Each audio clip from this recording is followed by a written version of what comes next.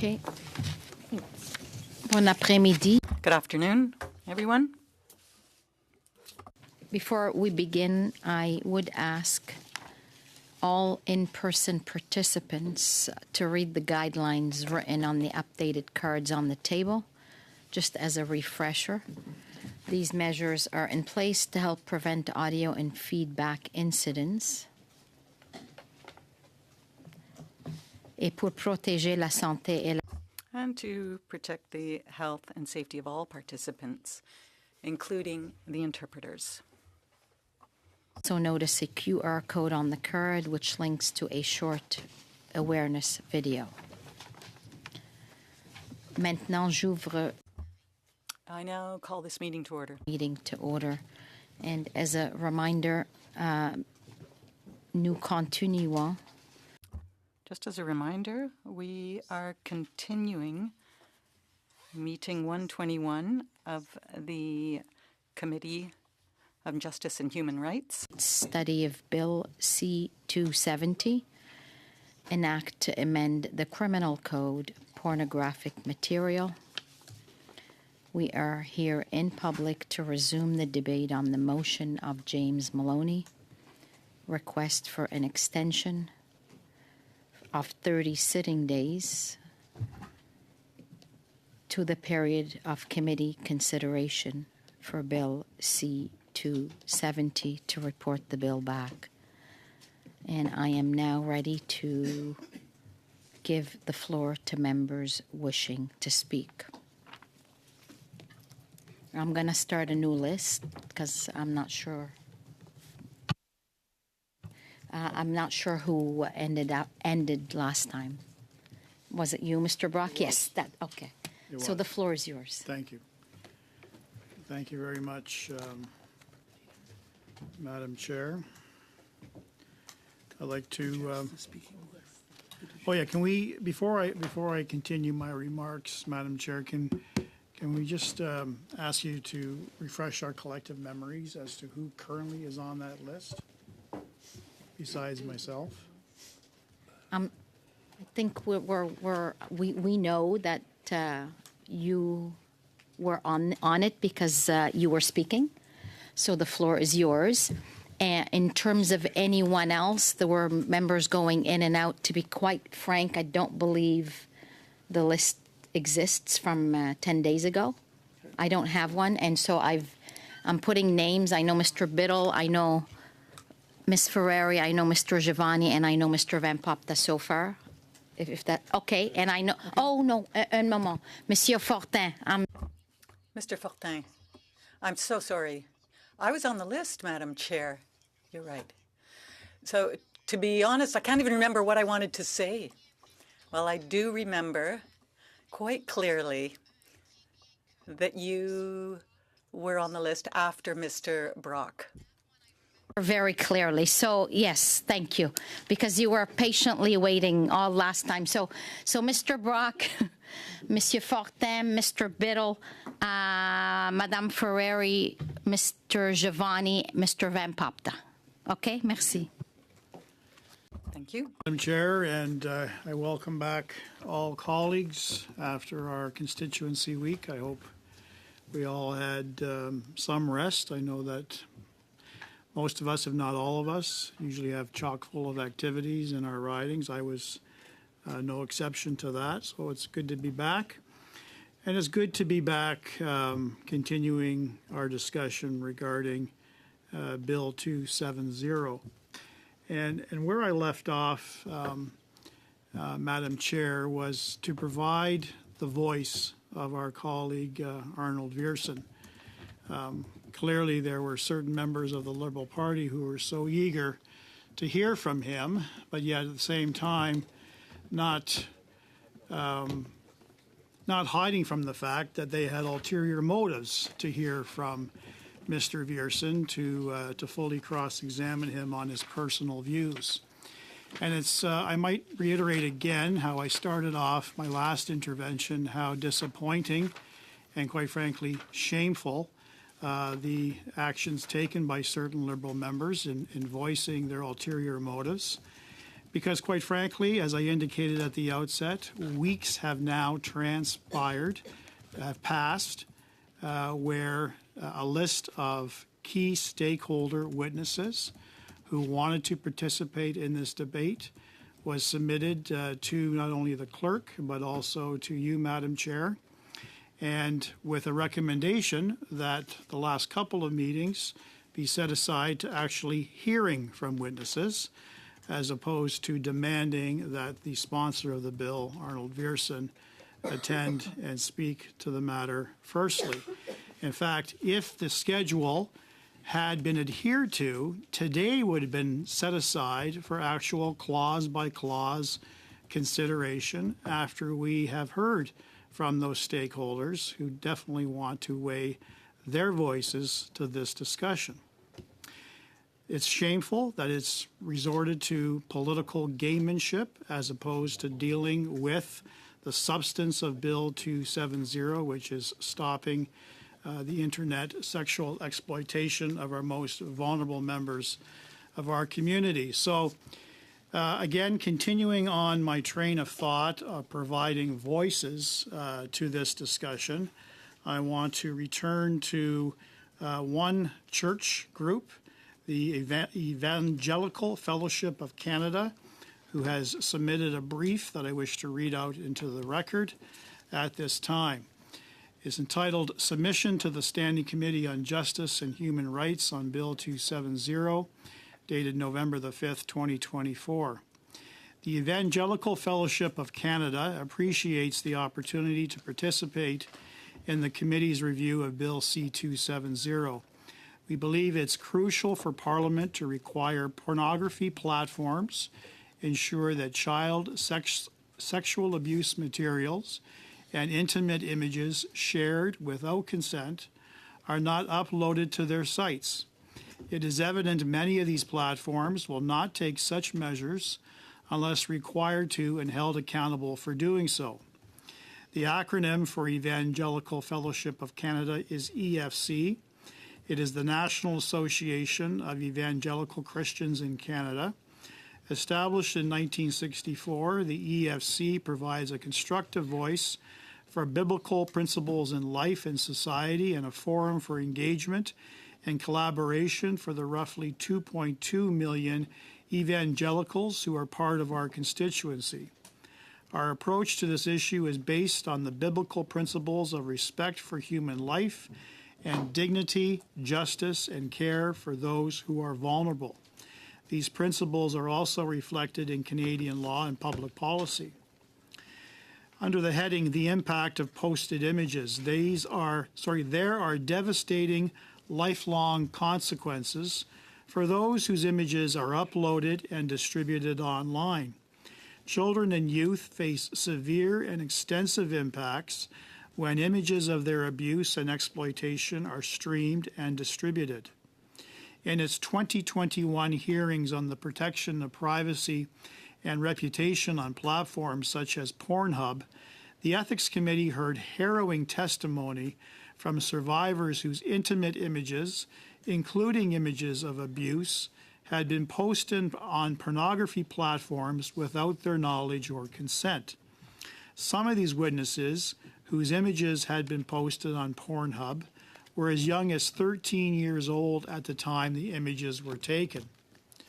One young woman told the Ethics Committee how she was pressured to send the boy she liked an intimate video of herself when she was only in grade 7. She then discovered the video had been uploaded to pornography sites. This video had been viewed millions of times. The young woman dropped out of school and her social circle became homeless, fearful, anxious, and suicidal. And Madam Chair, I want to pause for a moment and I want to reflect on my former career where I prosecuted matters such as this, particularly dealing with possession, distribution, and making of child pornography images. And a point that the experts unanimously all agree to, as well as in unison with all the victims that I had the privilege of working with and assist them in the prosecution of these matters were unanimous that they are a special class of victims.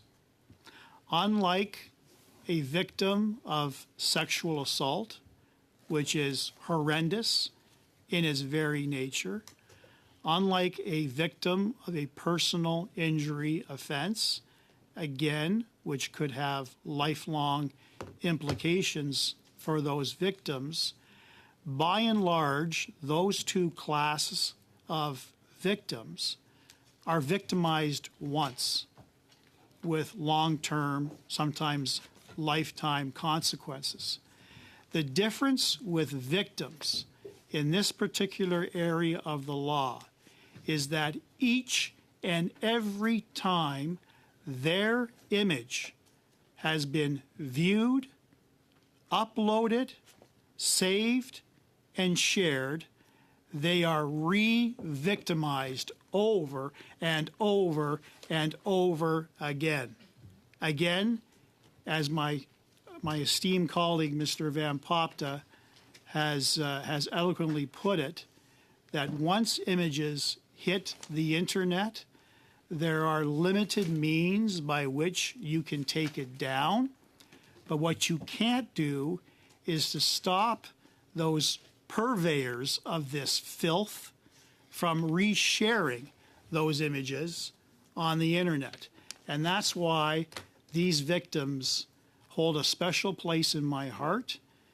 In this particular case, the reference to a 13-year-old girl, imagine that legacy that she is going to carry for the rest of her life because she trusted a boy and shared an image. It is disgusting. Going back to the report, one witness told of her discovery, and her partner had taken videos and pictures of her without her knowledge or consent, which were then posted on Pornhub. She described the destructive impact on her life, the emotional trauma, the suicidality, and the toll on her health and employment. Another witness told the Ethics Committee about discovering a video of herself on Pornhub in which she was unconscious, with a tag that said, quote, sleeping pills, end of quote. The viewers, rather than being turned away by sexual assault videos, were actively searching out that content. The tags made this possible, and they knew what they were watching before they clicked. It is a profound betrayal to know that thousands of men saw your assault and not only did nothing to flag it, but actively sought it out and enjoyed it. This video is not a one-off that slipped through a filter. Sexual assault is not an anomaly on the porn sites. It is a genre.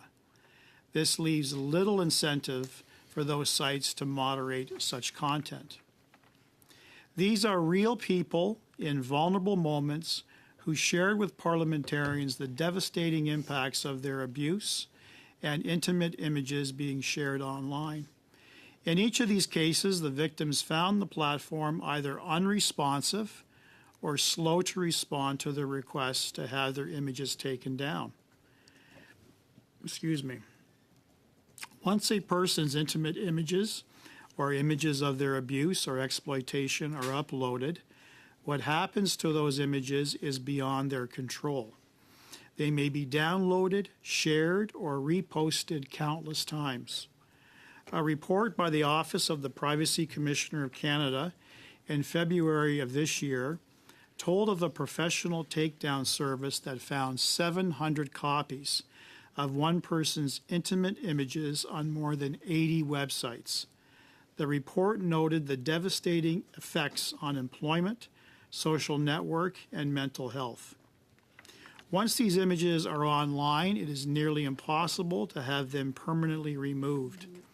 In a report by the Canadian Centre for Child Protection, survivors of recorded child sexual abuse indicated that the imagery impacted them in a different way than the initial abuse.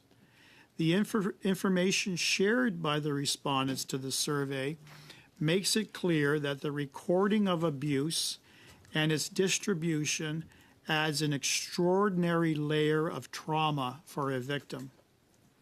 Survivors describe feeling powerless to stop the destruction of the images. It is ongoing trauma. Under the heading Scope of the Problem, child sexual abuse material, also known through the acronym CSAM, online, that over 20 million suspected images of child sexual abuse were triggered for review by the Canadian Centre for Child Protection's web crawler between 2017 and 2020. According to StatsCan, 15,630 incidents of online sexual offenses against children and 45,816 incidents of online child sexual abuse material were reported by police from 2014 to 2022. Studies show that prepubescent children are at the greatest risk of being depicted in CSAM, and that 84.2% of these images and videos contain severe abuse.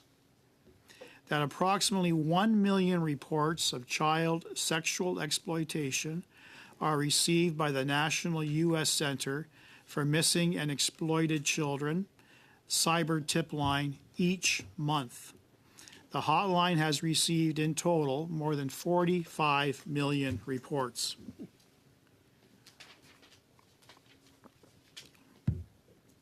And that's just the United States. Leanna MacDonald, Executive Director of the Canadian Centre for Child Protection, described a tsunami of victims coming to organizations like theirs for help to get their images removed from the internet. Under the acronym NCDII, also known as Non-Consensual Distribution of Intimate Images, police have reported Canadian data. Police report that Canadian data indicates that 896 cases of NCDII have been reported in 2022 alone. In police-reported incidents of NCDII, youth aged 12 to 17 years accounted for almost 97% of all victims, with a large majority, 86%, of victims being girls.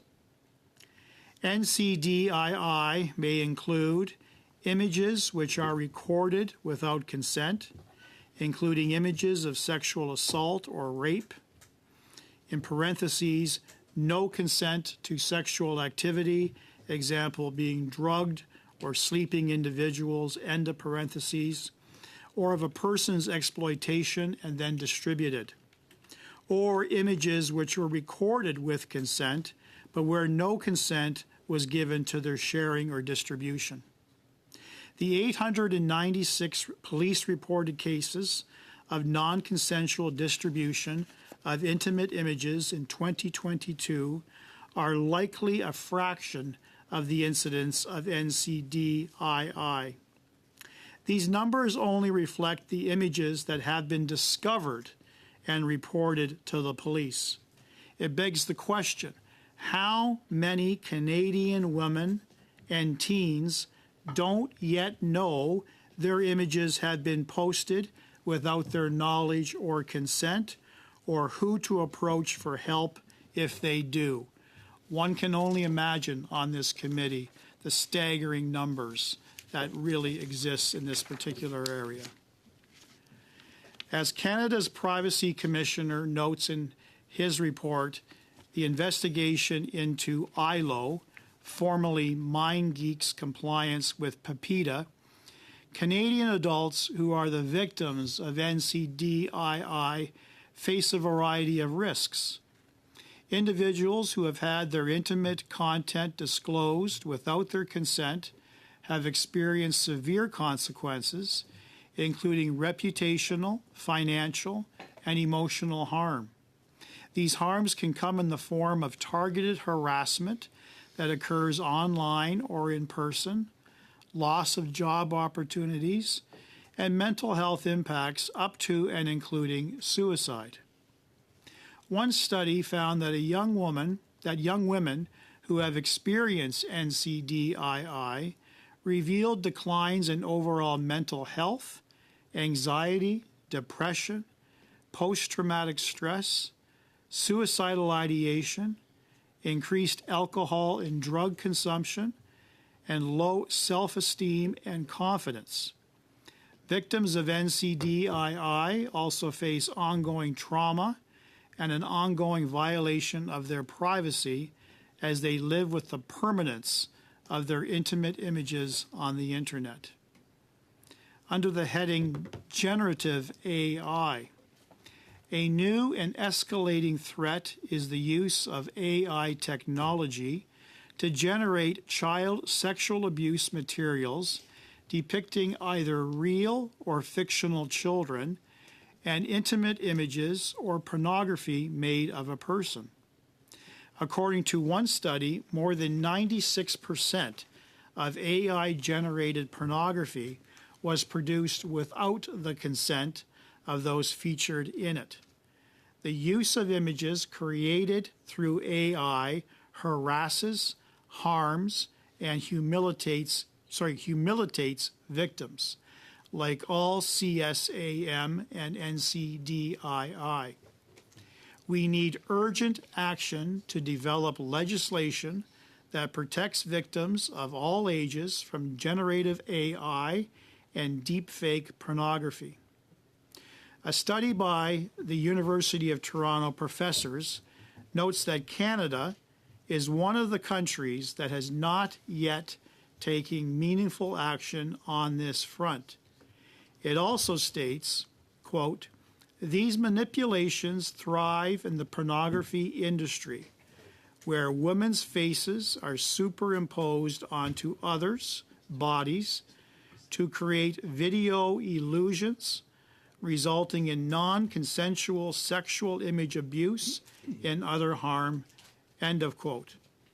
The study's authors go on to say, quote, "The sheer volume of CSAM that can be generated and distributed using AI tools, a number that is growing exponentially every year, far exceeds the existing capacities, resources, and abilities of law enforcement organizations, NGOs, platforms, moderators, and tech companies to respond to, investigate, and address." Under the heading, The Urgent Need to Act, commercial pornography sites must be held responsible to ensure exploitive and non-consensual images are not uploaded in the first place. The onus must not be on children and youth to monitor commercial pornography sites to ensure that depictions of their abuse and exploitation are not posted, or if discovered, to ensure that they are swiftly removed. The onus must not be on victims of non-consensual uploads to watch for their content and ensure it is removed. Companies must be responsible for ensuring that the content that they host and profit from is not child sex abuse material, and that the children depicted in images or videos are not minors, but more importantly, that they consent to their image being posted. Bill C-270 would prevent illegal content from being uploaded in the first place. This is essential, as once the images or videos are uploaded, as I've indicated already, it is nearly impossible to control their circulation and remove them. Testimony to the Ethics Committee and the report by the Office of the Privacy Commissioner both describe the extensive spread of such images to other platforms and the extreme difficulty in having images removed once posted.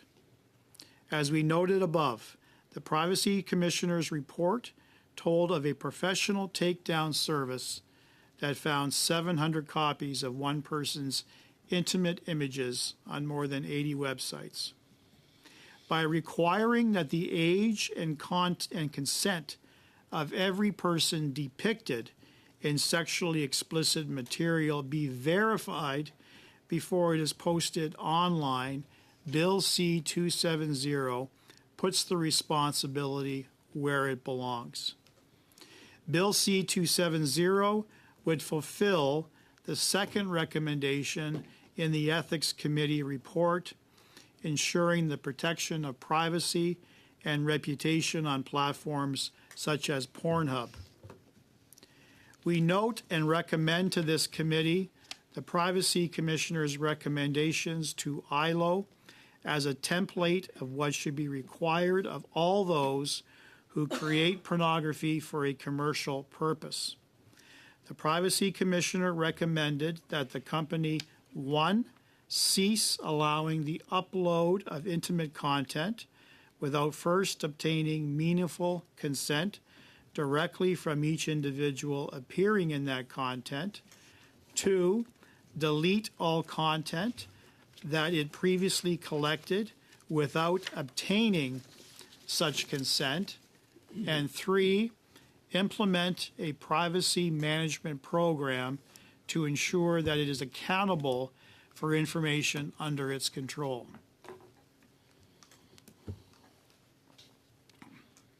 Canada's legal frameworks must require verification of the age and consent of all individuals depicted in sexually explicit content created or hosted for a commercial purpose. This framework must also include AI-generated content. The current version of Bill... Point of order, Madam Chair. Yes. Just the member opposite Ms. there Ferrari. is heckling and sort of mimicking everything that my colleague is saying, and it's hard to hear. I can't concentrate, and it's unnecessary. He doesn't have the floor. Point of order, on the same point of order.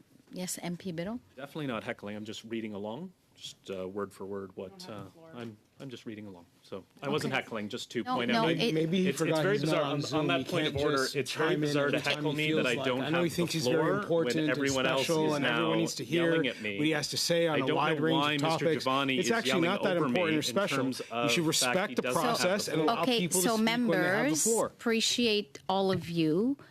One, it's not a point of order. Two, I neglected in the beginning to ask members to, as I have done last time, and it worked very well, to please wait to be acknowledged by the chair before your intervention. So thank you very much for that. I do see a hand up from Yes. Mr. McGregor. Sorry, just for my clarification, did Mr. Brock say this was a briefing? Like, did we get this submitted? Like, is it available on the website? I was just curious about that. Yeah, that's a fair question, Mr. Brock. I'm not sure. Would you mind answering that? Because I know you're reading from something, but was that something that's available to members? I believe the clerk emailed all members with this particular document that I'm reading out. Okay, thank you. Thank you. Which makes sense as to why Mr. Biddle, I guess, had it. He was, okay, thank you. Now, I think now we're clear. Thanks very much. Mr. Brock, you can continue. The current version of Bill C-63, the proposed Online Harms Act, has some needed provisions, but it is insufficient. It would require online platforms and social media services to make images that sexually victimize a child or survivor, or intimate images communicated without consent, inaccessible in Canada within 24 hours after a complaint is made. This still relies largely on a user or victim to detect the image and then file a complaint. Point of order, You don't Madam see- Chair. You don't hear what's happening. Point of order, Madam Like, Chair. Ms. What's he Ferrari? doing to me? So I'm just, as if He's I speaking while understand, you're if the talking, chair, isn't the rules that whoever has the floor is the only one to speak? Right now, the member, Unless you're acknowledged. so he is speaking over top of Mr. Has he been acknowledged? Mr. Brock. Yeah. Okay? I think, So- on the same point of order. Mr. Madam Brock, Chair, I yes? think Mr. Biddle has the ability to read to himself quietly without reading aloud so as to offend not only the person who has the floor, because I can hear him chipping in the background, but clearly my colleagues as well have noticed this. We don't need him to repeat verbatim what I'm saying. He'll eventually have the floor. He needs to wait his time. Okay, so thank you. I think we are all grown-ups here and we understand. So, Stop doing what he's doing. so I'm actually concentrating on Mr. Brock, to be quite honest, and I still have inflamed ears, and I I would wasn't like to really also, hearing but on the he's right making side. noise. But so fair points from everybody. I think let's just stick to. But Mr. Brock, thanks for clarifying, and the clerk I think clarified, and that was a good question, Mr. McGregor. All of these have already been, I guess. Not tabled isn't the right word, but they've already been delivered to and shared to members of the committee. So I think the members of the committee can read them as well, but I'm not sure if you want to continue to read them. Please proceed. Between the time an image is uploaded, detected, and taken down, it could have been viewed, shared, or reposted millions of times, even if all of this occurs within a 24-hour period. Platforms must be required to have mechanisms in place to verify age and consent of those depicted in sexually explicit material to ensure illegal content is never uploaded in the first place. We urge the committee to support Bill C-270's measures to ensure illegal content is not uploaded in the first place. Please ensure AI-generated content is addressed. I now want to move on and read out personal stories of various victims, some of which have testified at committee. One moment, Mr. Brock. I hear a point of order on the right side from Mr. Biddle, please. I guess I'm just curious, and I hope Mr. Brock can let us know if he's going to read victim statements to filibuster the fact that he's embarrassed to have Mr. Vierson come, and if he's going to use those victim statements for that sole Okay. purpose of preventing him So- from appearing here today. Yes, Mr. Brock. Firstly, that is debate. That is not a point of order, and I would encourage the chair to have the member cite the particular measure by which he believes I offended this particular committee by reading things out. Secondly, I want to highlight how completely disgusted and disrespected I've got the floor. How Point out the completely point of order. disgusted How and hypocritical you are. disrespectful You're a this hypocrite. individual, Point out the Mr. point of Biddle, order. for St. Catharines is with sticking his respect to point victims of of order. sexual violence. Okay, Sticking his hold- middle finger out at me. That's Oh. shocking.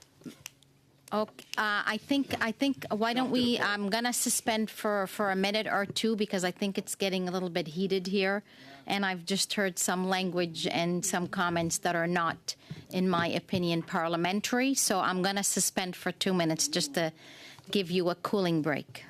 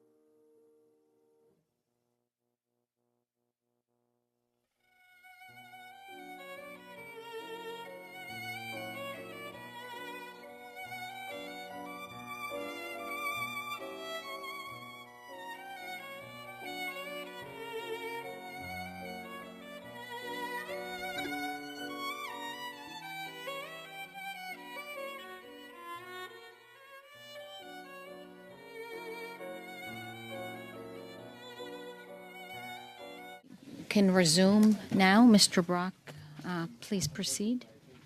And you.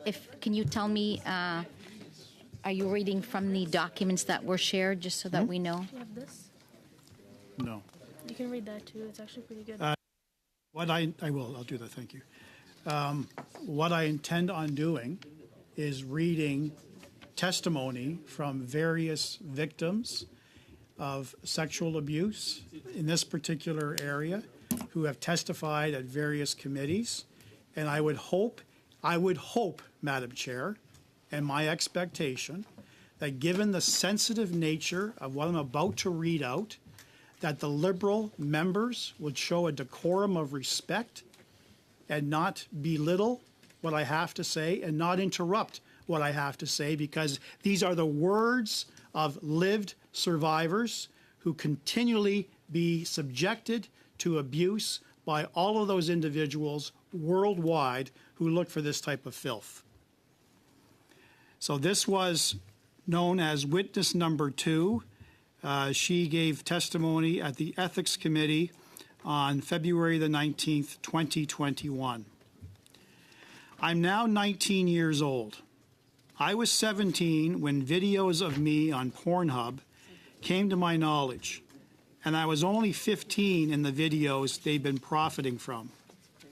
When I was 15, I was extorted by a man who was unknown at the time into sending massive amounts of videos and images of me. He would tell me what I needed to do, for how long, and even as far as what positions I had to be in. There were things he even asked me to do that were so disturbing that I cut contact with him, even though I was scared to do that. I eventually found out that I wasn't the only one this had happened to, because I was sent a link to a Tumblr account that was selling Dropbox files of me and hundreds of girls so other people could use our exploitation to make fake accounts to sell to men online who thought they were really speaking to us. It's not something that anybody wants to hear, but I think it's important you understand the type of stuff I was subjected to that night and how depraved the man behind it was, so you can truly understand what Pornhub's been profiting from. There made me, I'm reading her words, there made me send videos of vaginal and anal masturbation, videos of me removing my clothes, videos of me spitting on myself, and more. The videos that made me quit contact was when they went on to ask me to eat my own feces and drink my own urine. Although the videos that I did were embarrassing enough, I feel more sad for the girls who did the rest and got their footage uploaded to Pornhub. I contacted the police when I found the site, but their only help for me was to delete my social media. From there, a girl who I thought was my friend started circulating images of me, even going as far as to upload them on my 17th birthday and tagging me in them. I started getting so much abuse and harassment from people who live close to me. And then in September 2018, someone from my city posted a video of me to Snapchat, which was screen recorded from Pornhub. This was the first time I had any knowledge of being on their site. During this time, I stopped eating and leaving the house, and I was even considering suicide. I started getting hundreds of follow requests daily on my social media accounts, and at least 50 messages a day sending me links of videos of me on Pornhub. That's when I realized that my name and social media had been posted alongside the videos. Some of those people were respectable and reported them when I told them I was only 15, but the majority of them enjoyed it even more. It was a really scary time, and it seemed to just get worse and worse. A lot of the men felt entitled to me once they seen me on Pornhub. When I didn't want to speak to them, they would try to blackmail me or threaten me even more. Even now, I have some of the same people from 2018 still trying to contact me. Pornhub would remove my videos once I found them, but I believe that's only because I provided a police reference code and because I mentioned suicide. I think they knew all too well that another death at their hands wouldn't look too good. Every time they took it down, they also allowed more and more videos of me to be re-uploaded. The videos would get hundreds of thousands of views and contain my personal information, including my address and my family's social media. One of the worst days was when their viewers started sending videos to my mom and dad. I barely speak to my dad, so to know he saw that video made it really hard for me to continue to visit him and feel normal. Videos of me being on Pornhub has affected my life so much to the point that I don't leave my house anymore. I stopped being able to work because I was so scared to be out in public around other people. I feel like everyone who looks at me is looking at those videos. Because I couldn't work, I started my own business so I could stay in my bedroom where I felt safe, but even more. Pornhub's viewers started sending my customers the videos of me and making fake accounts of me. To see Corey Ehrman smile and explain that he uses aliases to protect his identity when he has the choice to post or not to post is disgusting, because I had no choice about being uploaded to Pornhub and having my personal details exposed to the world. Hearing about Mr. Antoon buying his third property with the money he made from our exploitation, but refusing to speak about how much he earns in a year was more than frustrating, because I wake up every day in the same room where my exploitation took place. I don't have the choice of simply going to another property to escape from that. My anxiety got so bad to the point where I couldn't eat at all, and I dropped down to only 80 pounds. I still struggle to manage to eat properly to this day, causing me to struggle with not only health issues, but body dysmorphia. So many of their viewers commented on my body, discussing whether it was fake or real, messaging me to insult me or to talk how much they loved my small 15-year-old frame. I had a lot of friendships that had to come to an end because I refused to go out and see them. I didn't want to go to parties or out in public because being around people makes me have panic attacks. Going to the shops with my mom makes me have panic attacks. Even going on public transport does. I even had someone turn up outside my house and take some pictures of my door, telling me that they found me on Pornhub and calling me by my name, which isn't on my social media. It's only on Pornhub. It just gave me more reasons not to go outside. Pornhub always told me that I needed a link to get the videos removed. It was difficult because I couldn't always find the videos that were being sent to me. When I started questioning Pornhub on why they allowed anyone to just upload anything, they just told me that I needed to upload my videos to their third-party site. I told them that not only was that illegal for me to do this, but it was illegal for them to ask me to do this because it's child porn, and I'm not even allowed to have the content myself. I told them there was nothing I could do. I felt suicidal, and I was even considering getting legal advice if it didn't stop. They ignored me. and I never contacted them again. They say they tried to tell me there was nothing they could do without a link, but that was a flat-out lie, given the fact that as soon as they were sent cease and desist letters, all footage of me was removed from their site straight away. Also, for them to say they've been forever evolving and the takedown of 1 million videos was just another step forward is debatable, because it's either one of two options.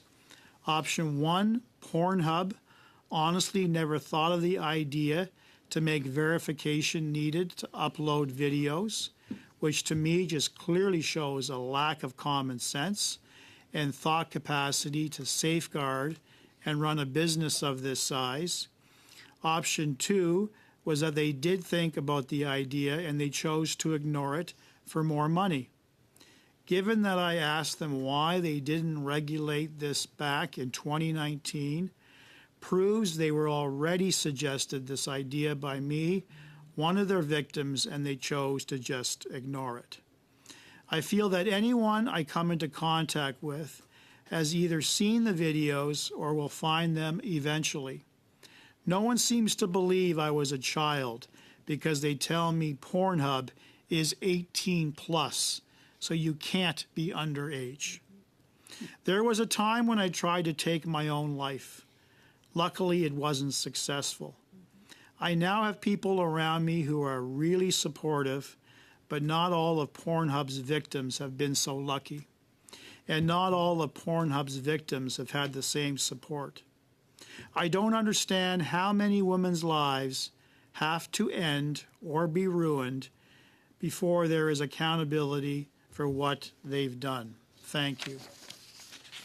That person simply known as witness number 2, and what a shame that this witness is not here in person giving us viva voce evidence with the ability of committee members to help her through this process to understand how we can improve legislation so that other would-be victims would not fall into the same trap. It is shameful, and I'm very, very much disappointed in this committee. Moving on to witness number 1. She also testified on the 19th of February, 21. When I was 24, I met someone I thought was a really nice guy. I married him, and as soon as he thought I was stuck, he stopped being nice pretty quickly. In April 2020, I moved away from our home to be safe, and obviously we're not together anymore. During our relationship, I had let him take some pictures. I was uncomfortable at first because I had never been in any picture like that, but I trusted him and I wanted to keep him happy. It wasn't until August of 2020 that I discovered those private photos had been uploaded to porn sites, including Pornhub. I was upset about the photos, but it was about to get worse. Finding the photos led me to a video. I did not know the video existed. I found out about it by watching it on Pornhub. In the title of the video, it says, "I'm sleeping." The tags include sleeping and sleeping pills. Whether I was asleep or drugged is impossible to know after the fact, but what is clear in the video is that I am not conscious, and there is nothing to suggest consent. The video is clearly homemade and was uploaded by an anonymous email address. This is the content that the Pornhub moderators supposedly viewed and decided belonged on their porn site. My video had been uploaded in August of 2017, so by the time I found it, it had been active on Pornhub for over 3 years, and I had no idea. I didn't try to get the video down right away because I showed it to the police the next morning. They told me to leave everything until they were done with it. However, sometime between August the 16th and the 19th, the Pornhub video became no longer playable. It said technical difficulties. About that same time, I noticed that Pornhub was pulling their tags that directly indicated non-consensual content. For example, if you searched sleeping pills in early September, it didn't return any results. This was, of course, not the case in mid-August. So my best theory is that the video disappeared as they tried to clean up those kinds of tags. In all that time, the video did not get flagged or removed. The viewers, rather than being turned away by sexual assault videos, were actively searching out that content. The tags made this possible, and they knew that they were watching. They knew what they were watching before they clicked. It is a profound betrayal to know that thousands of men saw your assault and not only did nothing to flag it, but actively sought it out and enjoyed it. On Pornhub, there is a comment section. So the night I found my video, I also got to read a man describe in graphic physical detail just how much he enjoyed himself watching it. On another site, thousands of men watched my video, and instead of flagging it, they awarded it top rated for a certain body part. This video is not a one-off that slipped through a filter. Sexual assault is not an anomaly on the porn sites. It is a genre. This leaves little incentive for these sites to moderate such content.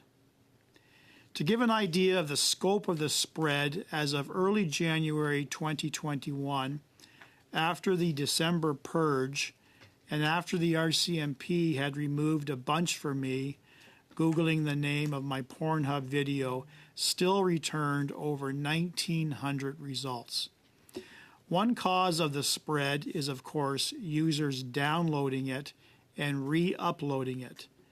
There are definitely some of these floating around, but the most significant way my video was spread was through links. MindGeek did this by putting links to my Pornhub video on their other sites as a cheap way of adding content to those sites. Many of the other third-party sites also use this method, so they too linked to my video on Pornhub. Of the 1,900 search results, Pornhub is the source for all of them. The upside with linking is that when the video is removed from Pornhub, it's not playable on these other sites either. The downside is that Pornhub creates a thumbnail image file for all the videos uploaded to its site, and this image can be downloaded even if the video is only a link. There are still quite a few of these thumbnails on porn sites and in search engine caches. The thumbnail is still a picture of me naked. I don't want it on the internet. Also, when Pornhub deleted my video, they didn't delete any of the data surrounding it, like the title and the username. This is also a problem. I contacted Pornhub in January to get them to remove the data and the thumbnails associated with their site. At first, they pretended not to know what I was talking about. I sent them all the information again. They sent me a link to Google and told me to go do it myself. After a month and a half and 8 emails, Pornhub has removed some of the data and thumbnails that were associated with their site, and they indexed a few things on one search engine that's still not all gone. I think they're just ignoring me now. I also asked them for help in removing the thumbnails and the content that spread from Pornhub to these other sites.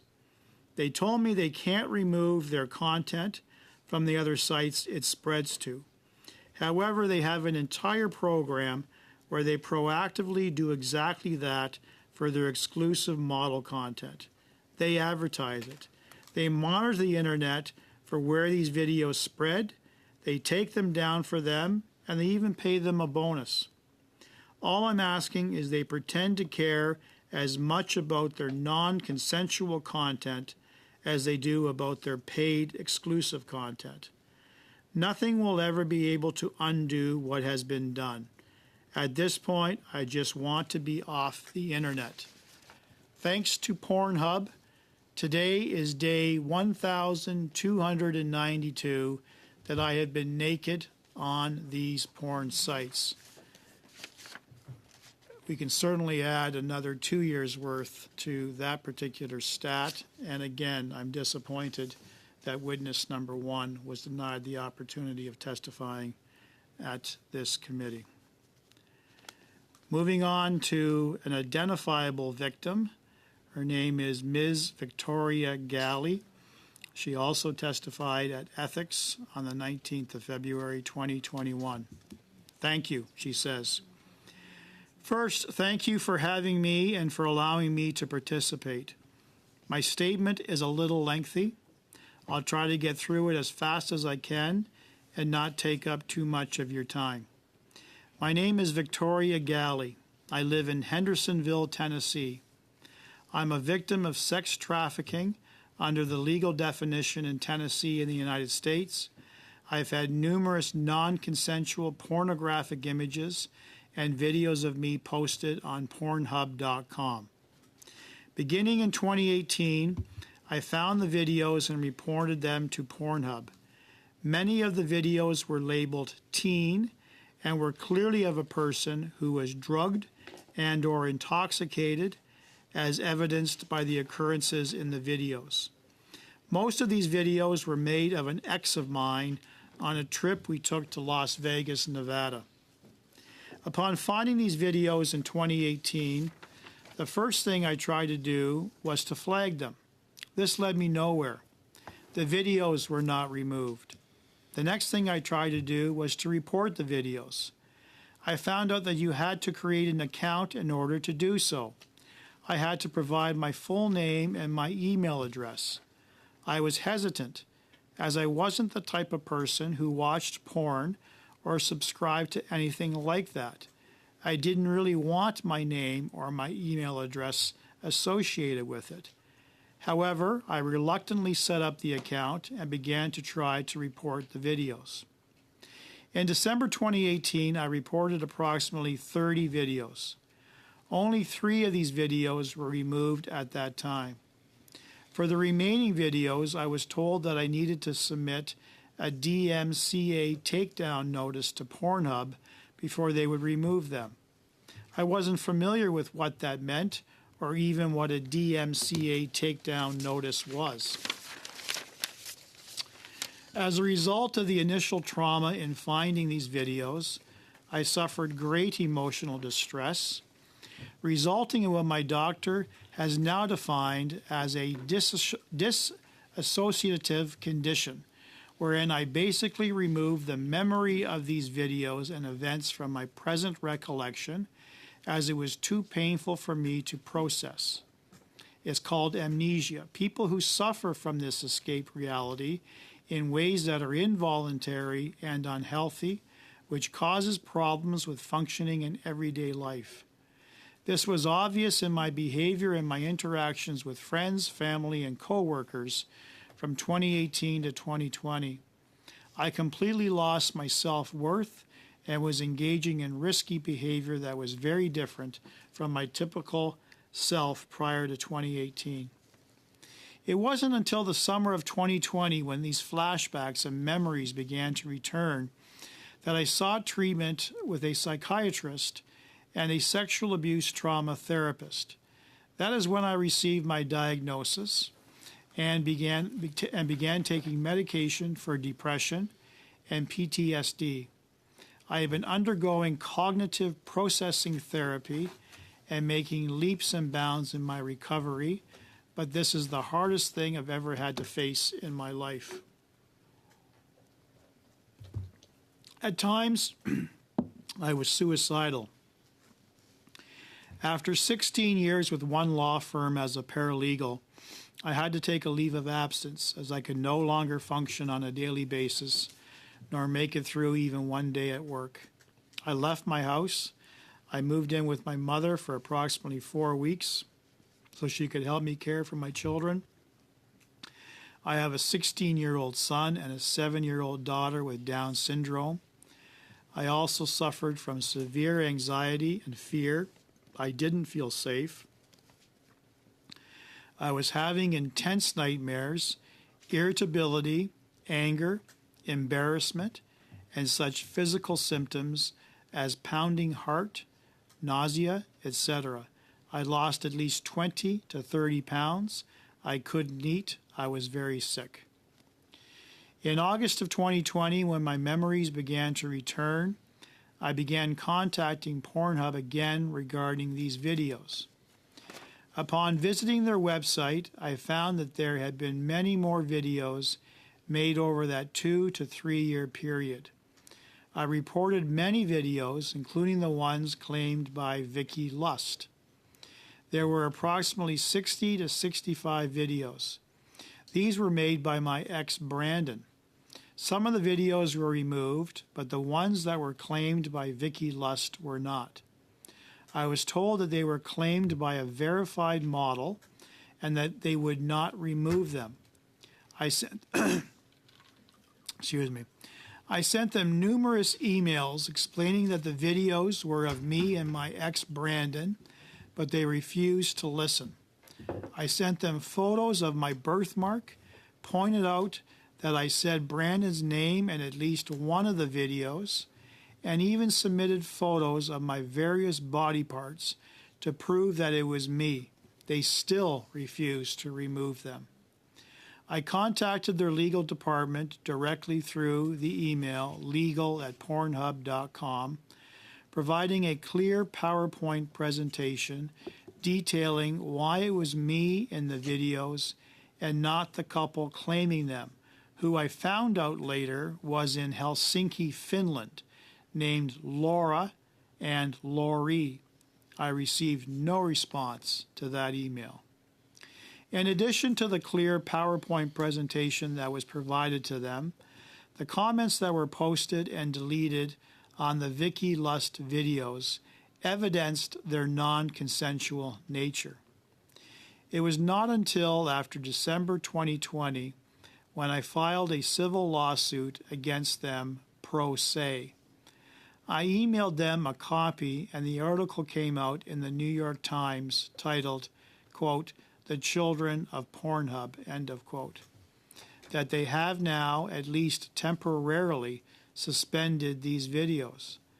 They are, of course, all over the internet now, having been downloaded by who knows how many users and on a plethora of other websites. I will never be able to remove these videos. There were over 8 million views just on Pornhub alone. To think of the amount of money that Pornhub has made off my trauma, date rape, and sexual exploitation makes me sick to my stomach. On Tuesday of this week, Chantel Pitarelli, the Director of Legal and Business Affairs, finally responded to my emails. He or she refused to admit that it was me in the videos, but noted that they had decided at this time, due to the seriousness of my allegations, to delete the Vicky Lust account, that they fingerprinted the content to prevent future uploads to their site. This, however, does nothing to remove them from the other sites all over the internet, nor take back any of the destruction this has caused in my life. Had they done this back in 2018 when I first contacted them, my life would look much different now. They never cared about my well-being, and they profited from these illegal activities. I've had Facebook friends send me messages with links stating things like, "Vicky, this looks like you." I've been stopped at my home by an unknown man on at least 2 occasions, and even propositioned by a stranger on Facebook, asking if I had considered his offer to make videos. When I asked him what videos, as I did not know this man, nor to what offer he was referring, he never responded. Not only does Pornhub make it difficult or impossible to get these non-consensual videos removed, they make it difficult to sue them, insisting that I serve them with my lawsuit in Cyprus. Having been a paralegal for over 16 years, I've familiarized myself somewhat with the Hague Convention and have initiated service of process by postal means as allowed under the Convention for Cyprus residents. However, the typical victim would not have such means or familiarity. Pornhub has training blogs and articles for teaching models and or perpetrators at being successful on their platform. They recommend virtual private networks and the best editing apps to use and so on, which makes it more difficult for victims to prove their cases and get justice. In my particular case, my ex used a fake foreskin to appear uncircumcised in the videos, which caused the police department to not believe me and the district attorney to decline prosecution, despite me later providing clear evidence of this. Pornhub to this day has active videos showing this toy being used, which only educates perpetrators in the ways of avoiding detection by authorities. As stated in the New York Times article that I mentioned, I too feel like Pornhub has become my human trafficker, and they have been relentless in doing so. The background profile photo for Vicky Lust prior to August 2020, when I reported it to the police, was a full-body photo of me naked with only a mask across my nose and part of my eyes, similar to a Mardi Gras mask. I had been recognized in public by many people who wouldn't say from where it was and tormented emotionally. If it weren't for the help of my amazing therapist and her cognitive processing therapy, I would not be here before you today. But I refuse to be a victim any further. I will advocate for myself and for all the other victims who may not be able to or may not want to stand up or who may have committed suicide, as we will never know. For me personally, I came very close to suicide, and I've never been so broken as I have been throughout this process. I have been forced to stand up alone and fight Pornhub, so when I heard about your inquiry into the ethics of this company, I gladly came forward, willing to testify openly about my situation.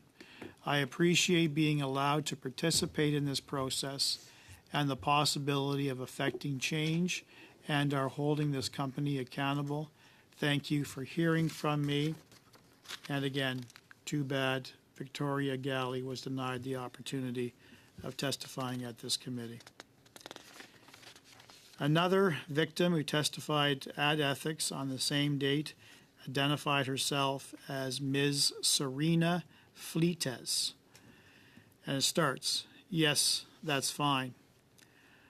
I grew up in a small town in the mountains, and I didn't have Wi-Fi or really even running electricity up there. I never had an iPod or a phone or access to the internet before I moved to the city. The school there was really small too. There was only one school in the entire town, pre-K to grade 8. That was the school I grew up at. Then when I moved to Bakersfield, there were 3,500 kids at one school, and it was only 2 grades. I went from having 5 kids in my class all day to having 30 kids in a class, 8 different classes in a day. It was all super new to me.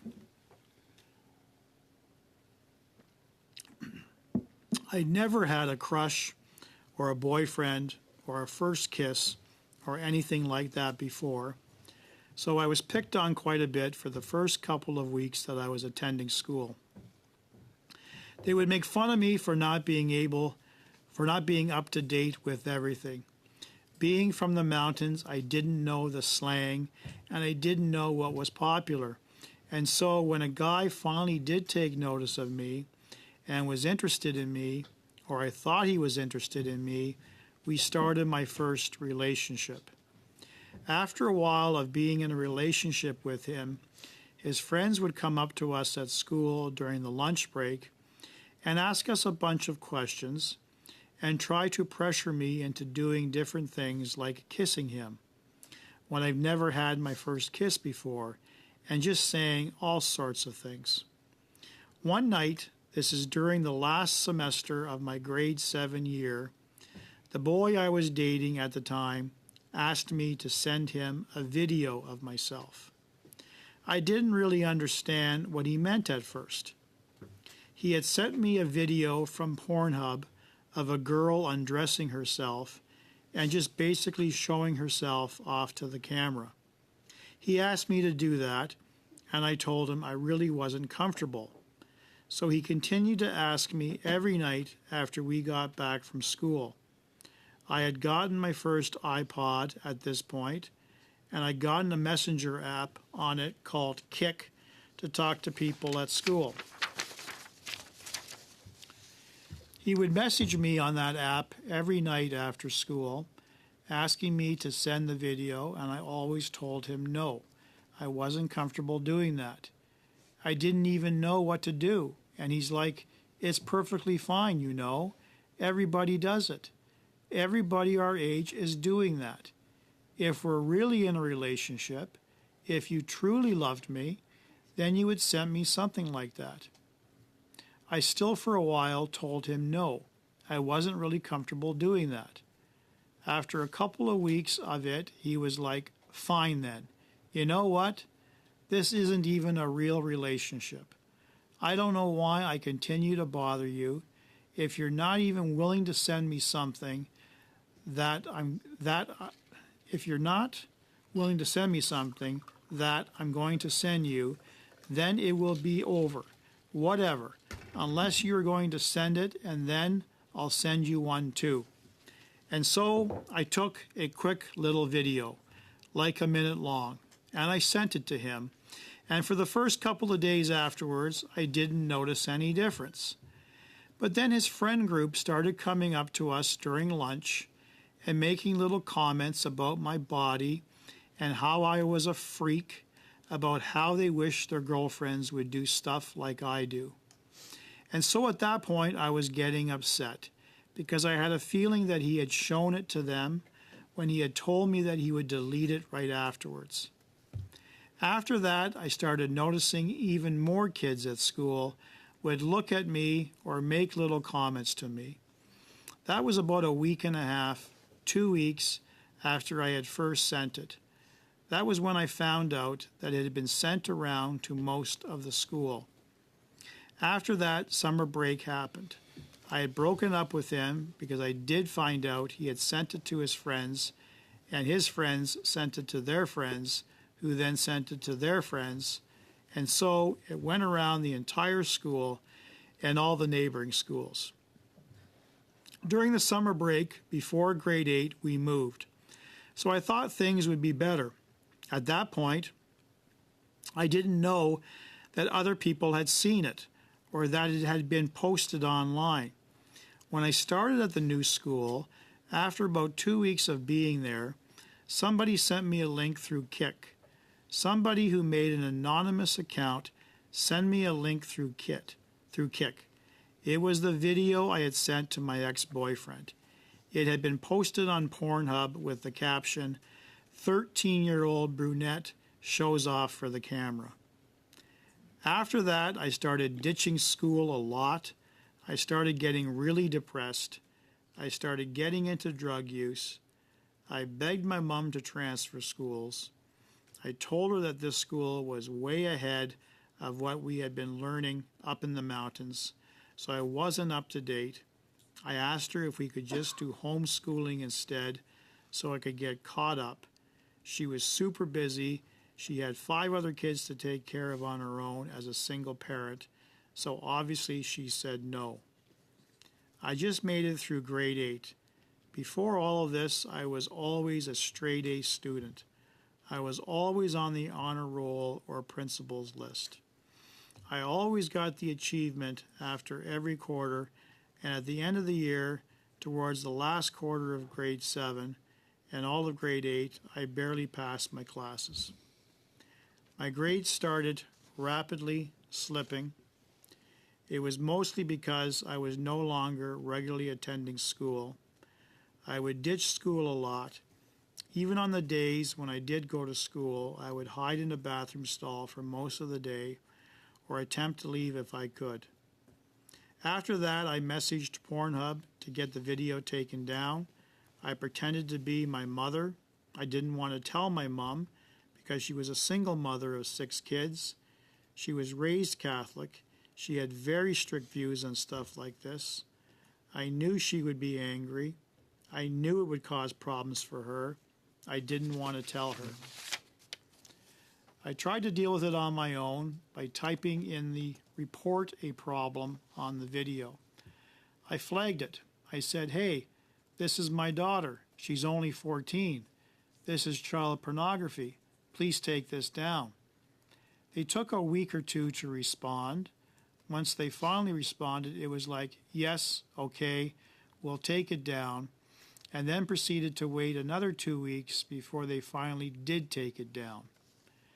During my research, I was told there was a system in place that when a video was labeled as child pornography on their site, it was flagged and tagged, and it could no longer be re-uploaded. But of course, this wasn't true, because a week after it was taken down, it was re-uploaded. All the people my age, a couple of grades above me, and even a couple of grades below me had seen the video, even though when I transferred schools after grade 8, I transferred to a school all the way on the other side of town for high school. They had all seen the video as well. After that, I basically dropped out of public school. Ever since I've been ... the videos ... people find them and send them to me. They send them to me all the time saying, oh my God, is this you? People on the internet, people I have never met in person, will find my accounts on social media and they will send it to me and say, this is you, isn't it? They then will try to ask me certain questions or be really creepy toward me or try to dox me or harass my family members. A lot of people in the grades above me, mostly guys, would try to harass me and blackmail me, saying that if I didn't do stuff with them or if I didn't send more videos to them, they would send it to my family. They would send it to my grandma, to my mom, to all my sisters, and my brother. I just took myself off social media for a while. I stopped going to school. I got really depressed. I thought that once I stopped being in the public so much, once I stopped going to school, people would stop re-uploading it. But that didn't happen because I had already been basically downloaded by people all across the world. It would always be uploaded over and over and over again. No matter how many times I got it taken down, it would be right back up again. That was the whole reason I ended up reaching out to Mike. And that's the statement of Serena Fleites. And again, Serena was denied the opportunity of testifying here at committee.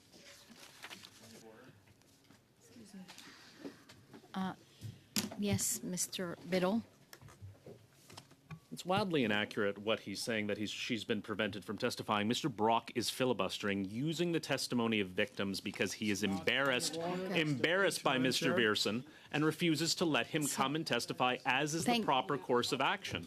That is what always happens in committee. Thank you, Mr. Biddle, for the comment. It is a comment, and not a point of order. Thank you, Madam Chair, and I Mr. still have the Brock? floor. And what's embarrassing is Mr. Biddle, the member for St. Catharines, who continues to silence the views of victims of this Point of particular order. serious area. And I will not be silenced, Madam Chair. He can interrupt all he of wants, order. like he did 2 weeks ago, with countless numbers of points of order, which were never points of order. Point of They order. were always debate. and I Yes, yes, suspect I this one will be a point of recognize you. debate Give me as a well. minute. Mr. Biddle, This please. is an issue of relevancy. Mr. Brock is engaging in personal attacks.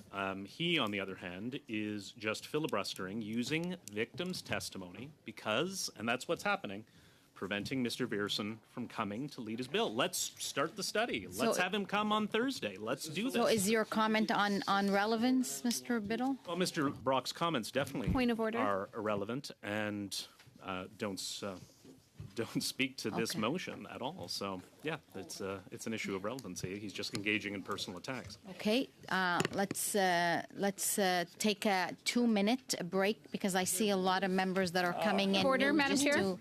just to ensure that we have the correct members because I see people leaving and people coming. So let's suspend for 2 minutes, please. At a point of order on the same point of order.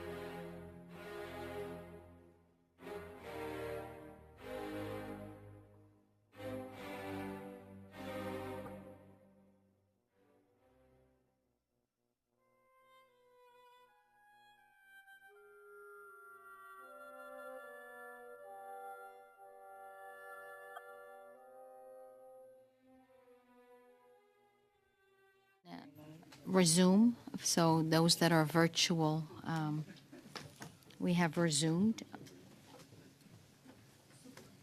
I think, Mr. Brock, you were continuing? Yes. Yes. I'm mindful of the hour, Madam Chair. I have probably another 100 pages of material to read out and emphasize to make my point. I'm also mindful of the fact that I have to be at a subcommittee meeting at 5:30. So at this juncture, I am going to cede my time, but I'd like to be placed back on the speaking list, please.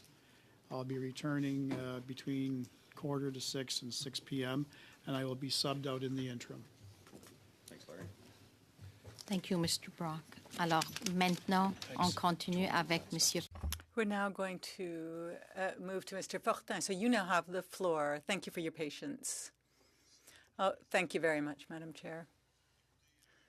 Listen, I don't know how many hours we've been doing this. It has been for a few days now that we've been trying to debate Bill C-270. This is an important bill.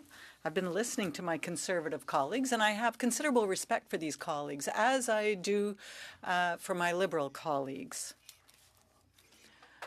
And I'm very, very upset about this. I agree that there are victims. You know, Mr. Brock has read out some of the testimony that is absolutely poignant. These are young people who have been victims of pornography. These are women under 18 years old. There have been photos taken. There have been videos taken. And they're there out on the internet. And we, elected parliamentarians, elected by them and the public, we all agree. We know how to deal with this issue. Mr. Viersen tabled a bill, and perhaps we might have potential amendments, but we all do agree with this. We agree on this, and surprisingly, I don't know how we can have this attitude as a committee. I'm not pointing the finger at anyone, I mean, myself included. This makes absolutely no sense. The only reason that this bill is being filibustered here is that Mr. Viersen, and listen, everybody knows this. Everybody knows that Mr. Viersen has given press conferences on this. Yes, he's against abortion. Is he right? Is he wrong? Listen, I have my own opinion, but I really don't believe it's relevant here. But because the Conservatives do not want Mr. Viersen to come and testify because they suspect that the Liberals will be putting questions to him on abortion, they're filibustering and they're saying, we're not going to bring him forward. And the Liberals want to get their campaign going, so they're using Mr. Viersen's position on abortion, and they're insisting that he come and appear. And so here's this war going on over Mr. Viersen. Will he come? Will he not come to support his bill? Madam Chair, there's nothing to get out of this. There are victims. The victims that whose testimony Mr. Brock was reading out. And if he was sitting here, he would be so disappointed.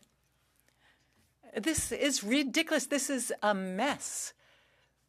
They would say to us, these witnesses would say, do something about this. Now, all we have to decide is whether Mr. Viersen will testify or not. Can we not just have a truce, agree that we'll adopt this bill, and then we can fight it out afterwards? Because between you and myself, Madam Chair, nobody is going to change their vote at the next election because Mr. Viersen testified or didn't testify. You know, of course he's going to say he's anti-abortion. I mean, he's already said that publicly. He's not going to change his opinion. And what will that change? You know, the Conservatives won't be more or less well represented during the next election, and the Liberals have nothing to gain through this. You know, we know what Mr. Viersen thinks. We've seen this in the media. I saw another report about it. We all know, okay, he's against abortion. But listen, There are victims here. There are young victims under the age of 18 years old, and pornographic videos of them are out on the internet. It makes no sense. Bill C-270 is simple.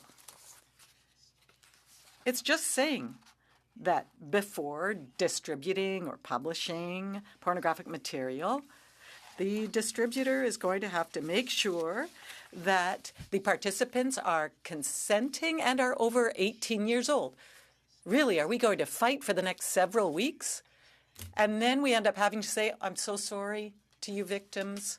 You're going to continue to be victims. So sorry. And it's not our fault, because that's just the way it is. We've been arguing. I really don't understand this. And it's nothing to be proud of here. And I have considerable esteem for all my colleagues, those who are filibustering and the others. I think these are intelligent men and women. These are professionals for the most part. And we are all perfectly aware that what we're doing here makes no sense. So could we all not make a bit of an effort? I mean, if I can do something about this, I will. But listen, let's think about these victims. And rather using them, and rather than speculating about what they would say, what they wouldn't say, let's actually think about them and let's pass this bill. Thank you, Madam Chair. Merci, Monsieur Fortin. Thank you, Mr. Fortin. We're now going to continue with Mr. Biddle. Chair.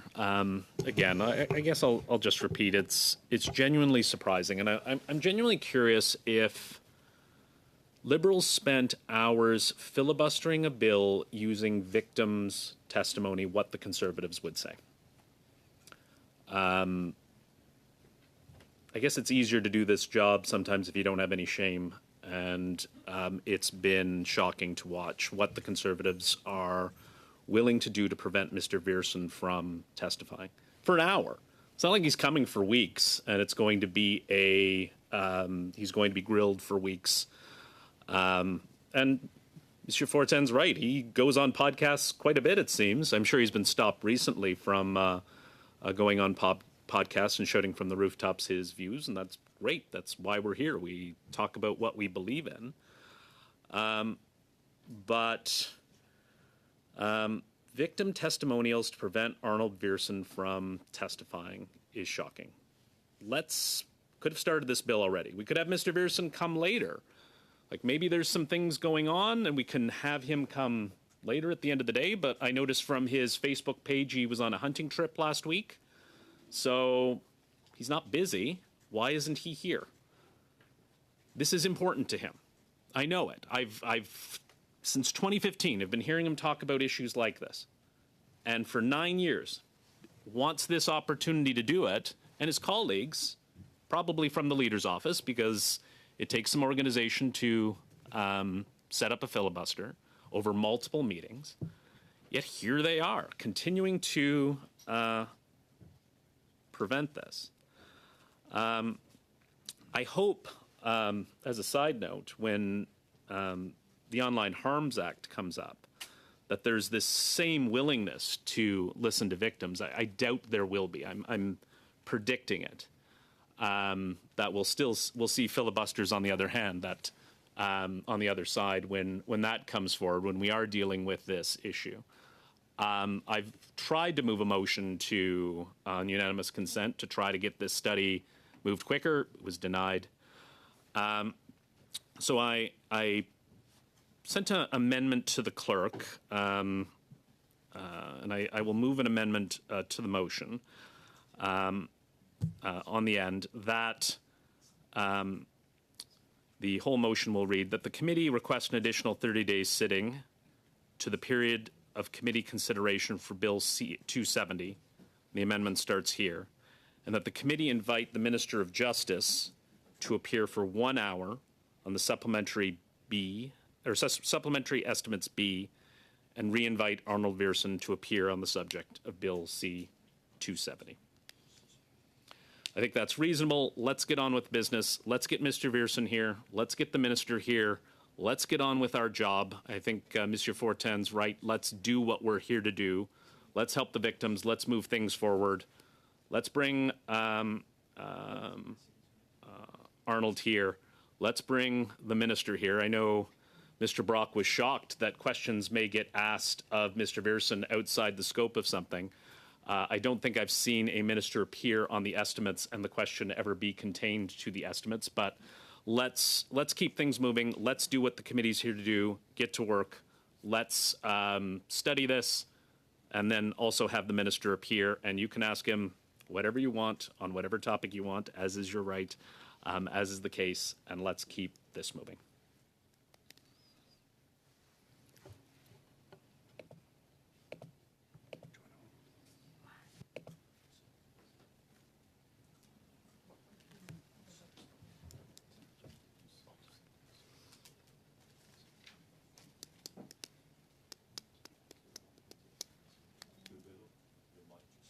Oh, thank you. Sorry.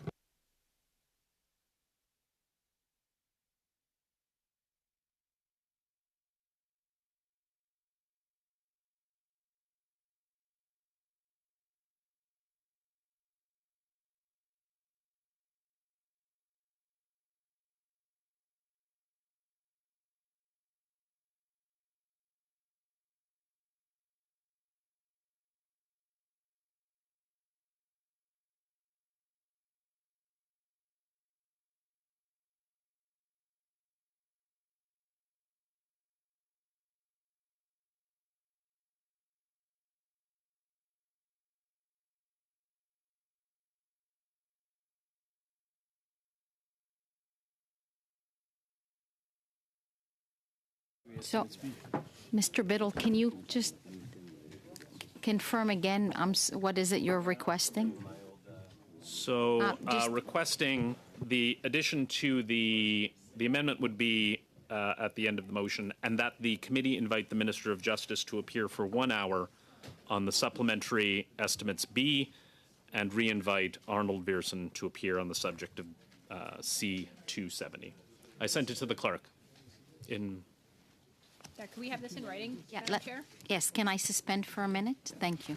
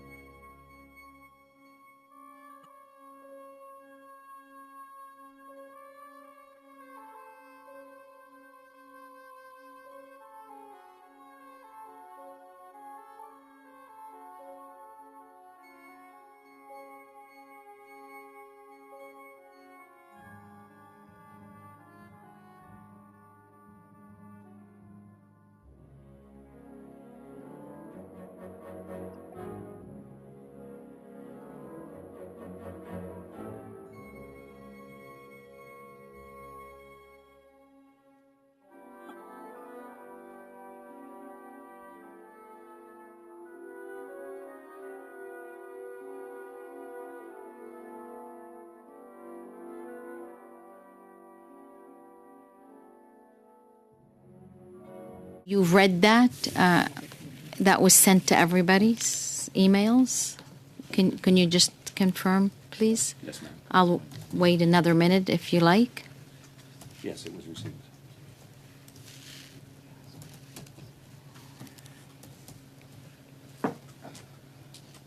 So, Mr. Biddle, you're asking for unanimous consent? You're not asking for unanimous? Okay.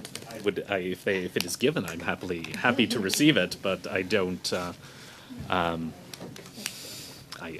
We can just stop talking and go to a vote. I think would be the easiest way, but I doubt there'll be unanimous consent on this. Ms. Ferrari, I'm sorry, Ms. Ferrari? I don't know if I heard Mr. McGregor as well, but Ms. Ferrari first. Thank you. Thank you, Madam Chair. It's an interesting conversation to have. You know, we're sitting in the Justice Committee, and I've heard my colleagues speak about the state of things. Mr. Brock, you know, spoke at length about reading victim testimony into the record, which I think is why we're all here. And I really wanted to talk about some of the very, very disturbing stats that have increased over the time that our current Prime Minister took office. So, you know, I think if parents don't know what sextortion is, and if they're watching at home, I think this is a really important discussion that needs to be had at dinner tables. Our children are using cell phones at a rate that never before. Many of our children will be considered the guinea pigs of a generation of we don't actually know the consequences of what we've handed them over. So sextortion, for folks who don't know, basically it is where you are interacting with somebody online and they say to you, hey, send me a provocative photo. Ms. Ferrari, Yeah. can I just interrupt you for a moment, just course. to be clear? Are you speaking on the amendment? Yes, of course. Well, obviously the Because The motion. that's, yeah, yes. because Mr. Biddle still has the floor, but you're done. Okay. Okay. So I guess you were next on the list anyway. So That's right. Yeah, that's what I thought we were doing. So, yeah. of order. Yes, Mr. Couric. Thank you very much, Madam Chair, and it's good to be back at the Justice Committee. Just to clarify, do you have a new speaking list, or is it a continuation of the previous? If she's speaking, well, she was on the list next in any case. So whether she's speaking on the motion or on the list, she was there anyway. So I'm not sure what she's speaking on, but go. So I think we'll continue with the list as is. So Ms. Ferrari, you're there, and then Mr. Giovanni, you're after her. Okay. Please. And just before my colleague jumps back in, I'd like to be added to that list as well. I added you, and I added you, Madame Goodrich, too. Okay. Thank you, Madam Chair. Yeah, you know, as I was saying, so what are we doing here today? Well, we're talking about a bill and then an amendment that was put forward, Bill C-270, which is a much needed bill. It's an act to amend the criminal code, pornographic material. And what I was speaking about at the beginning of this was sextortion. And so a lot of parents, you know, this is a tough conversation to have at home, but it's important that we know what this is. So what is sextortion? Well, it is where people are having a conversation online through an app. It can be, you know, Snapchat, Instagram, a lot of these applications that our children use every day and adults use, but obviously it's a different can of worms when minors are impacted or involved. So there is an exchange or an ask for an image, an intimate image, and that person then says, okay, and they send it to them. And that picture or image or video or whatever it is then used to extort that person. And so they can ask for money. So, Ms. Ferrari, Yep. let me just, I guess, clarify a little bit. We are speaking on the amendment, and the amendment, I believe, was sent to everybody, and it deals with re-inviting and asking the minister to appear on supplements. But this is where Point of I have Mr. McGregor and Mr. Couric, I guess, if you don't want to be on it, so fabulous. So I have Mr. nothing to Couric, say. you're after Ms. Ferrari, but can I just conclude with the amendment portion before I go back to the main one, if okay? Yeah, yes, Ms. Goodrich. Thank you, Madam Chair. I believe that that was actually the point of order that was requested from my colleague, Mr. Couric, just a few minutes ago to clarify what was the speaking order and if we needed to reset the speaking list as we are speaking to the amendment that was brought forward by Mr. Biddle. And I can understand that there's perhaps some confusion, and I do believe that my colleague, Ms. Ferrari, is talking specifically to the amendment that was brought forward to Mr. Biddle. And as you're aware, there's a lot of latitude given in committees to get back to our point, and so this is directly relevant to this piece at hand. But what I'm going to ask you is to clarify: we are speaking to the amendment. You had earlier stated that the speaking order from prior to the amendment was going to carry. Is that no longer the case? I'm very confused. Yeah, no, fair enough. So Ms. Ferrari is speaking on the amendment. Whenever we complete with the amendment, she's back on the list as the first one to go back on the main motion. But after Ms. Ferrari on the amendment itself, we only have Mr. Couric, no one else. Okay, and then we also have everyone else on everything else. So, Mr. Giovanni? I'd like to be added To the amendment? Speaking list, yes. On the amendment, and Ms. Goodrich as well. Okay, thank you. So on the amendment, Ms. Ferrari. Thank you, Madam Chair. So just for clarification for anybody who's sort of following at home what's happening. So we had a motion on the table that the committee request an extension of 30 sitting days at the period of committee consideration for Bill 270. The amendment put forward was, and that the committee invite the Minister of Justice to appear for 1 hour on the supplementary estimates and invite Arnold Bierson to appear on the subject of 270. So for people watching at home, what that actually means is that when we're talking about this amendment, so now we're debating an amendment that's been put forward, but when we ask a minister to come in and talk about supplementary estimates, we now have a lot of leeway, a latitude, thank you to my colleague, a latitude in terms of what we're going to discuss. This is the Committee of Justice. And as you can imagine, there's not a person or a Canadian, I assume, that isn't watching at home that hasn't felt the impact of the increasing crime after, 9 years of the Prime Minister. So what we're doing now is we're really trying to, ask the Liberals, ask the NDP, ask the Bloc to really dive into the crisis that this country is under. I have so many things, obviously, as critic to families, children, and social development. This is one of the biggest impacts to families across this country. Public safety should be there for everyone, and it's not. And in my community, like Peterborough, for example, every day it feels like at least every day there is a headline of another stabbing or a shooting in what was once a very sleepy, sweet town. And that is really what we're here to discuss. So how do we improve that? Well, that's what committees are designed to do. You can't correct a problem, Madam Chair, if you don't acknowledge a problem. And so in this committee, what we are tasked with doing is bringing forward information, listening to experts, and really having tough discussions about what's happening. And so just to put it into context of data, because I think everybody knows. There's nobody out there that can't say, that's gone outside, that can't say things don't feel less safe in Canada after 9 years of Justin Trudeau. That's just a fact. So we have total sexual assaults are up 75%. Sexual violations against children are up 119%. Forcible confinement or kidnapping is up 11%. Indecent harassing communications is up 86.4%. Non-consensual distribution of intimate images is up 801%. Point of order, Madam Chair. Yes, Mr. Maloney. Thank you, Chair. Look, this motion and this amendment are purely about scheduling, And my colleague opposite's comments have nothing to do with that. So I suggest, unless she has something Madam Chair, relevant to do with scheduling, Madam Chair, I would this suggest is we move on. And I would ask her the courtesy to stop talking until I'm finished.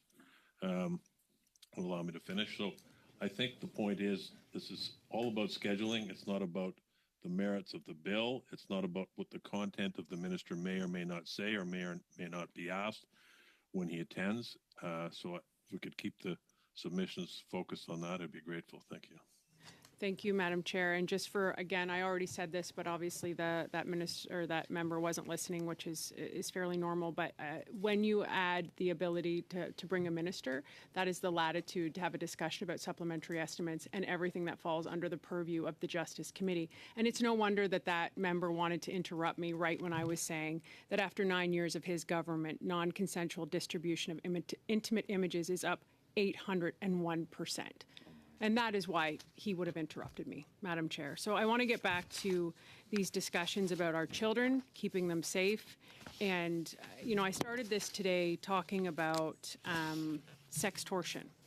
And many folks who have heard this term, I hope, have never had this experience. But if you have children at home, we know that they are on their cell phones. Children are getting cell phones at younger and younger ages.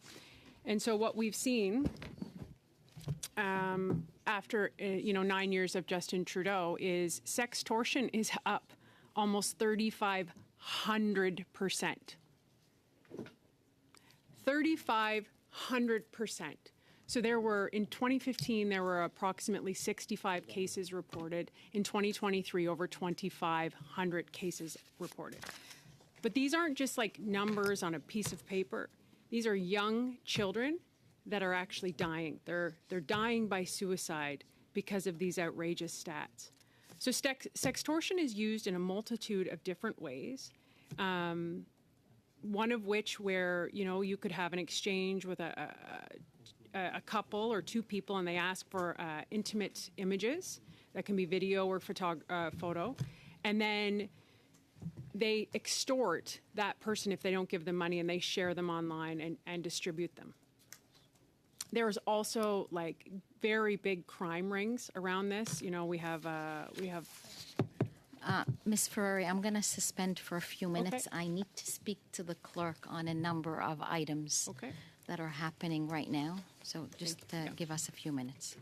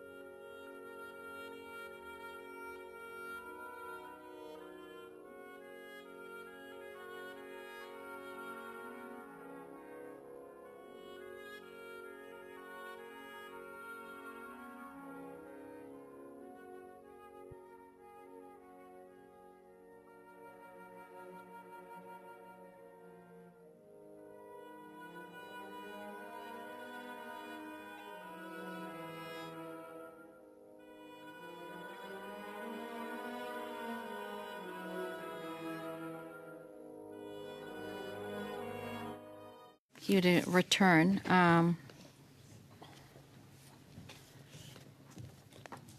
After discussion here with the clerk and reading the process, the amendment on the motion as presented, I am ruling it as out of order because it is irrelevant to the main motion. So now I'm going to have to return back to you, Mr. Biddle, and I don't really need any points of order anymore. I think I've heard, unless you really have to, but I do have to say that it's out of order what you put forth, but I'm going to let you continue because you did have the floor. Thank you so much. Again, it's fundamentally clear that the Conservatives will do anything to prevent Mr. Viersen from testifying. They are embarrassed by even the thought of what he might say. Not that they... Point of order? Yes, Ms. Goodrich.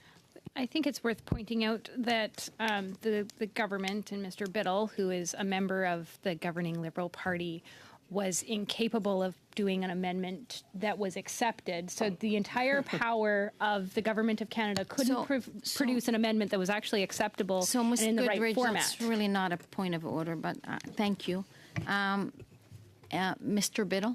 It's dripping with hypocrisy, Madam Chair. The things that they call out when we rise on points of order are repeated on the other side. So it's without irony, Ms. Goodrich rises on that, but I'll continue. Again, it's clear they have no intention of letting him come and testify. It's not even like they can prepare him for a week, that they've had weeks to be able to sit down and prepare him. They could have taken the hours of time that they've spent on this to prepare him. When I practiced law, we used to prepare witnesses before they came to testify. They don't even have faith that they can prepare him. They think so little of us, but they think that we can overwhelm Mr. Viersen and make him reveal things. That's how little they think of him, because they think of us so little, Madam Chair, that they think we will just run roughshod over Mr. Viersen. And I guess he's willing to give up that information on Mr. Erskine Smith's podcast. He very easily gave it up. I'm surprised he went on that podcast. But again, they have had weeks to prepare him. I know he was busy on his hunting trip this week and couldn't spare an hour to prepare to be a witness. They talk a good game in terms of caring about victims. But when the rubber meets the road, they'd rather spend weeks to prevent someone from testifying than prepare him to start this study. We've been ready to start this study now for weeks. We could have done it. Maybe we could have agreed he didn't have to lead the study. He could have gone last. I've seen ministers come and appear last on studies. No willingness to do that. They would rather get their gold stars for the whip to read victim statements that should have been heard if they were willing to come to this committee. And I've sat through some testimony similar to this when we studied Hockey Canada, and all the parties got together and said this is something we need to do and something that Canadians want. But clearly, the fear of Arnold Viersen is so compelling for this party that they're willing to line up for hours, binders full of material to read off of. Hundreds of pages. Mr. Brock bragged that he had hundreds of pages that he could keep reading before he had to go to another event. I'm sure that binder's been passed off to other people. Point of order? Point of order, yes. You're not allowed to make commentary as to whether someone is or is not participating in debates. It is very similar to the rules that are in the House. But this is public, so I think everybody sees who's in the committee. So, Mr. Biddle, the floor is yours. Not allowed to say it. Thank you so much. I think from the camera angle that Ms. Goodrich was captured on, you could see the presence and absence of members. I won't call attention to it. He said what he was going to do. We can go back and answered and read that he was going to another committee. He said it. He called attention to his own presence and absence. He is going to go do more work. But I will move on. Again, the embarrassment of Mr. Viersen is shocking that the Conservatives are so afraid of what he might say that they cannot even prepare for his testimony. But it is ultimately very clear that they are willing to go all night and all day tomorrow to prevent this. They see this as a victory for talking this out for hours and hours and preventing witnesses from testifying, preventing Mr. Viersen from coming. That I guess I hope that there will be unanimous consent for the following motion. That the committee invite the Minister of Justice to appear for 1 hour on the supplementary B estimates. Point of And order. The committee, seriously. Well, Yes. actually, it's quite relevant. Point Madam of Chair. order, Ms. Goodrich. So we are currently debating a motion, and you can't just move another motion. Seeking unanimous consent. No, you can't. You can't use. Yes, I can. Okay, how about we direct comments through the chair. So, Ms. Goodrich, please continue. Thank you, Madam Chair. I believe the process is flawed because you can move an amendment to a motion, but we have a motion that is currently on the floor. And so I believe that Mr. Biddle is out of order once again in his process. On Thank the you. same point of order. Yes, Mr. Biddle. I'm gonna hear you on that, and then I will take a minute to review. But please, Mr. Biddle. The committee can do whatever it likes on unanimous consent. I hadn't even finished my motion before Ms. Yeah, Goodrich he's right. cut me off, who claims to be an expert on parliamentary affairs and has lectured me on it today, wouldn't even let me get through my motion. We can ask, this committee can do anything on unanimous asking for consent, and I was seeking unanimous consent on the committee, from the committee. So, Mr. Biddle, you are correct. The committee has the ability on unanimous consent to agree on that motion. Motion. I'm asking for something different. If Ms. Goodrich would let me finish, we could get to it. And I think she might even like the motion and grant unanimous consent to that motion. So, again. Can we hear it, please, from... I would love to, Madam Chair. Thank you so much.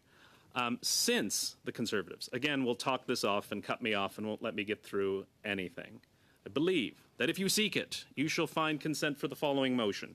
That A, the committee invite the Minister of Justice to appear for 1 hour on the supplementary estimates, and B, the committee adjourn. Adjourn. It's one line. Seriously. Yeah, no. This sounds like a good deal to me.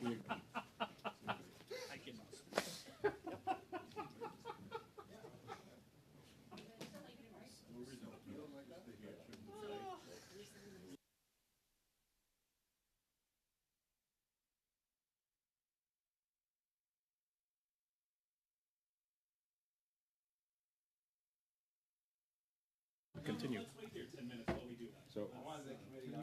So, as the chair, I'm asking committee, is there unanimous consent? Yeah, deal. Let's go. Well, no, sorry. Unanimous consent on the motion, right? Yes. Is there a unanimous consent on the motion? For the minister and to adjourn, yes. Okay, I hear unanimous consent. Okay, so be it. Okay, thank you very much. I guess we've done many things, but never cease to amaze me. Thank you very much, colleagues, and have a nice evening. Adjourned. Thank you, Madam